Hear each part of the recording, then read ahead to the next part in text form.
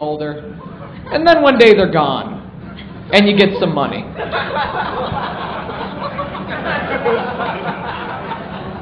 Grandparents are cool because they're a link into the past, you know? It's so cool to be able to talk to my grandpa and see what it was like to be racist in the 40s, you know? It's like history. It's cool. Because he's at that point in his life where he's not coming up with any new stuff upstairs. He's just this walking greatest hits compilation of everything he's ever felt comfortable talking about. Like, seriously, every time I'm hanging out with him, I feel like I'm on one of those infomercials, you know, the ones where the song titles just scroll up the screen? It's Grandpa Plays the Hits! Like, who could forget? Things cost more than they used to. Oh, it's fun. Or how about, your grandma doesn't know what she's talking about? Oh, that's a good one. Or who could forget the dance floor classic, Chinaman Oriental, what's the difference? He still runs the laundry. Man, I'm glad he's alive. Folks, that's my time. My name's Nate Fritzen. Good night.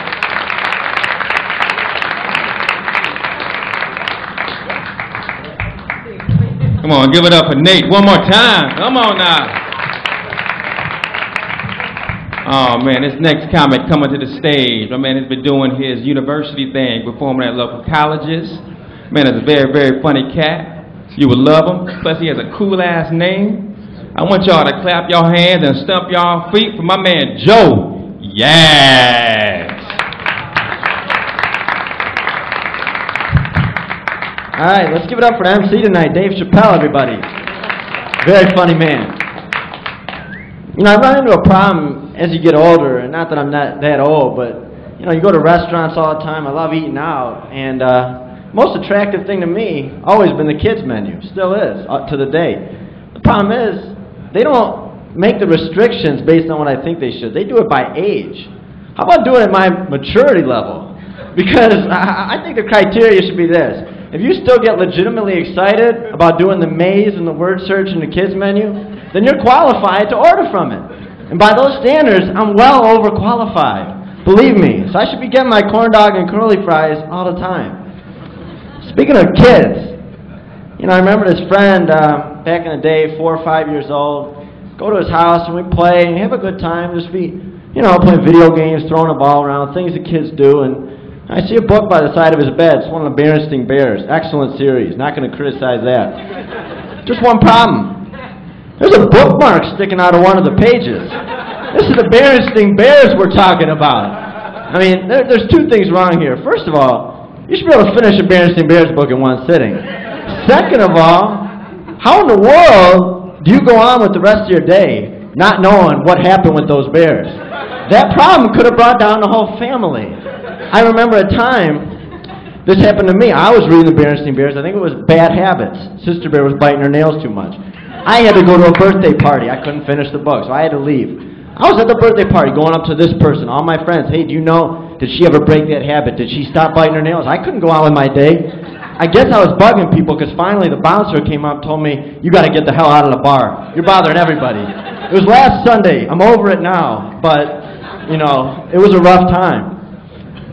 You ever notice how there's certain things, despite the great things that men can do in this world, men and women, of course, people, there's certain things we're never going to be able to accomplish, one of which, I was at home last week eating an ice cream sandwich.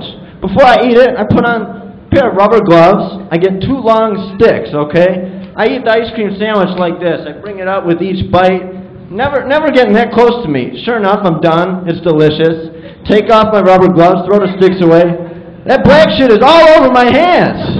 Unstoppable. I don't know why we're not making bullets out of this stuff. People could be wearing body armor, have a shield, bulletproof vest. You shoot a bullet made out of the ice cream sandwich material, it's going to penetrate. Man. I'll just take a look here. I'm not that great. All right. How about when you're deciding where to go to dinner? It's a conversation everyone has. It's a little cat and mouse game. I'm always going to throw that first suggestion out there. Where are we going to get food from? I'm going to say, what about pizza? Everyone loves pizza. There's always that one guy, though, makes that comment. I don't understand it. He says, you know what? I had pizza yesterday. Yeah? Fuck is your point? I won't have pizza unless I had it the day before. I think everyone at some point in their life has experienced a pizza week. You know, you eat pizza every day of the week. I actually had pizza a year. I was 12. It was the best year of my life. Never going to be topped. But you know what? It's a coincidence because the guy who says, I had pizza yesterday and refuses to get it, it's actually the same bastard who shouts out the answers in the form of a question when you're watching Jeopardy at home. Like, Alex Trebek isn't in our living room. You could just say the fucking answer. Alright, we're not getting any money, nothing's happening. And some of these ad campaigns, some of these people, it just seems like they're never going to believe anything you say. They're just set in their own ways. They're not trustworthy. They are what they are. They're not changing anything. Like the son of a bitch who still cannot believe that it's not butter. 21 years? It's margarine! I mean, I don't know what else you can say. I mean, stubbornness to the highest degree. You know about, anytime you get a call from one of these bill collectors, you know, or a car company or someone you owe money to, and they, you know, take you through the message, and here's my number, what's a better time to call, and, you know, okay, you want to write this down? Okay, 413, of course you're just fake writing, 589, sure, 3200, okay, great, well, I'll talk to you later. Yeah, do you mind reading that back to me? Oh, shit. And that's when you just, like, make a funny sound, act like it's call waiting, and hang up on their ass.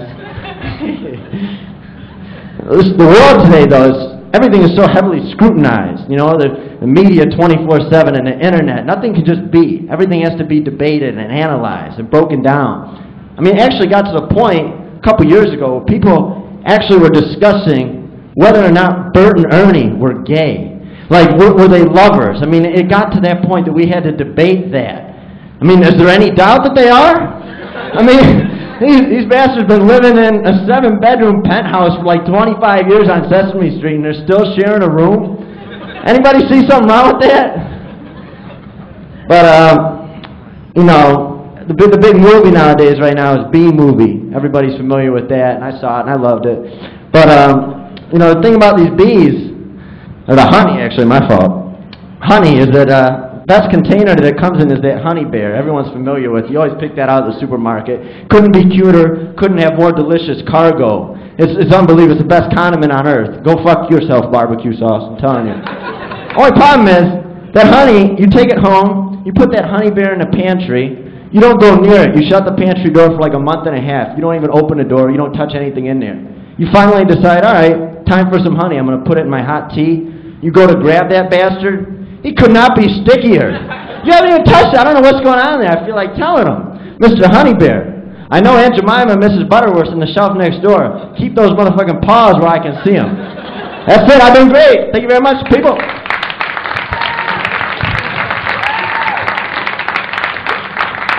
Come on, y'all. Give it up for Joe. One more time. Come on now. Woo, man. Somebody forgot to tell a young man we indoors now. He can take off the hat. Oh, man. Like I said, we do this every weekend. Next week, the 13th through the 15th, we got our own